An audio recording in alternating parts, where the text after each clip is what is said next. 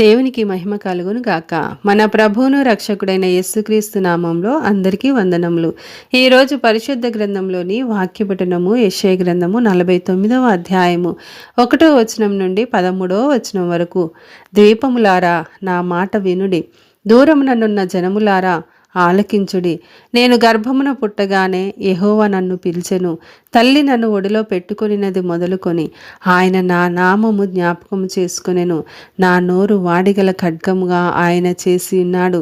తన చేతి నీడలో నన్ను దాచి ఉన్నాడు. నన్ను మెరుగుపెట్టిన అంబుగా చేసి తన అమ్ముల పొదిలో మూసిపెట్టి ఉన్నాడు. ఇశ్రాయేలు, నీవు నా సేవకుడవు, నీలో నన్ను మహిమపరుచుకునేదను అని ఆయన నాతో చెప్పెను. అయినను వ్యర్థముగా నేను కష్టపడి తిని ఫలమేమియూ లేకుండా నా బలమును వృధాగా వ్యయపరిచి ఉన్నాననుకొంటిని. నాకు న్యాయకర్త యెహోవాయే, నా బహుమానము నా దేవుని యొద్దనే ఉన్నది. యెహోవా దృష్టికి నేను ఘనుడనైతిని.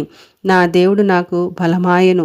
కాగా తనకు సేవకుడనయుండి తన యొద్దకు యాకోబును తిరిగి రప్పించుటకు, ఇశ్రాయేలు ఆయన యొద్దకు సమకూర్చబడుటకు నన్ను గర్భమున పుట్టించిన యెహోవా ఇలాగు సెలవిచ్చుచున్నాడు.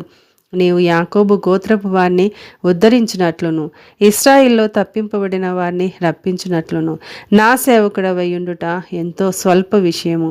బూదిగంతముల వరకు నేను కలుగజేయు రక్షణకు సాధనమగుటకై అన్యజనులకు వెలుగై ఉండునట్లు నిన్ను నియమించి ఉన్నాను. ఇశ్రాయేలు విమోచకుడును పరిశుద్ధ దేవుడునగు యెహోవా మనుషుల చేత నిరాకరింపబడిన వాడును, జనులకు అసహ్యుడును, నిర్దయాత్ముల సేవకుడునగు వానితో ఇలాగు సెలవిచ్చుచున్నాడు.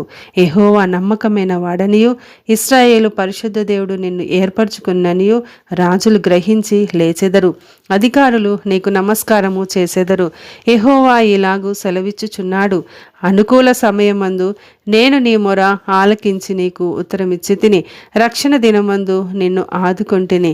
బయలు వెల్లుడి అని బంధింపబడిన వారితోనూ, బయటికి రండి అని చీకటిలోనున్న వారితోనూ చెప్పుచు దేశమును చక్కపరిచి పాడైన స్వాస్థ్యములను పంచిపెట్టుటకై నిన్ను కాపాడి ప్రజలకు నిబంధనగా నియమించితిని. మార్గములలో వారు మేయుదురు, చెట్లు లేని మిట్టలన్నిటి మీద వారికి మేపు కలుగును. వారి యందు కరుణించువాడు వారిని తోడుకొని పోవచ్చు, నీటి బుగ్గల యొద్ద వారిని నడిపించును. కాబట్టి వారికి ఆకలి అయినను దప్పి అయినను కలుగదు, ఎండమావులైనను ఎండ అయినను వారికి తగులదు. నా పర్వతములన్నిటినీ త్రోవగా చేసేదను, నా రాజమార్గములు ఎత్తుగా చేయబడును. చూడుడి, వీరు దూరము నుండి వచ్చుచున్నారు, వీరు ఉత్తర దిక్కు నుండి పడమటి దిక్కు నుండి వచ్చుచున్నారు, వీరు సీనీయుల దేశము నుండి వచ్చుచున్నారు. శ్రమ నొందిన తన జనుల యందు జాలిపడి యెహోవా తన జనులను ఓదార్చియున్నాడు. ఆకాశమా ఉత్సాహధ్వని చేయుము, భూమి సంతోషించుము, పర్వతములారా ఆనందధ్వని చేయుడి. ఆమేన్.